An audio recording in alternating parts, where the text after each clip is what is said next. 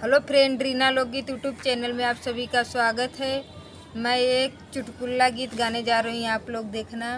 ये चुटकुला गीत ननद अब भौजाई के ऊपर है, आप लोग देखना। और पसंद आए तो एक लाइक कमेंट और शेयर ज़रूर करना प्लीज़। मेरे जितनी माताएं बहनें हैं सभी से हाथ जोड़ के रिक्वेस्ट है।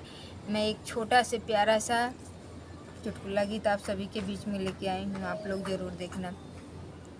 जावन मंगन मंगिया ननदो मंगिया दिल खोल के, जावन मंगन मंगिया ननदो मंगिया दिल खोल के। सब हरवा में हरवा मंगिया हमरो हरवा छोड़ के, सब हरवा में हरवा मंगिया हमरो हरवा छोड़ के। हमरो हरवा मंगबू ननदो देब कोढ़वा तोड़ के, हमरो हरवा मंगबू ननदो देब कोढ़वा तोड़ के।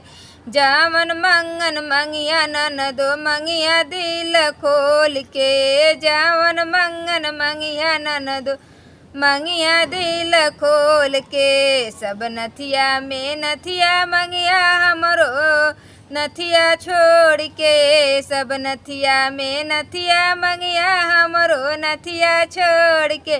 हमरो नथिया मंगबू ननदो देब पतिया तोड़ के, हमरो नथिया मंगबू ननदो देब पतिया तोड़ के।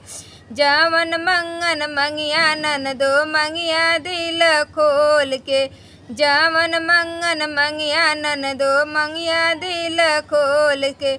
सब पायल में पायल मंगिया हमरो पायल छोड़ के, सब पायल में पायल मंगिया हमरो पायल छोड़ के।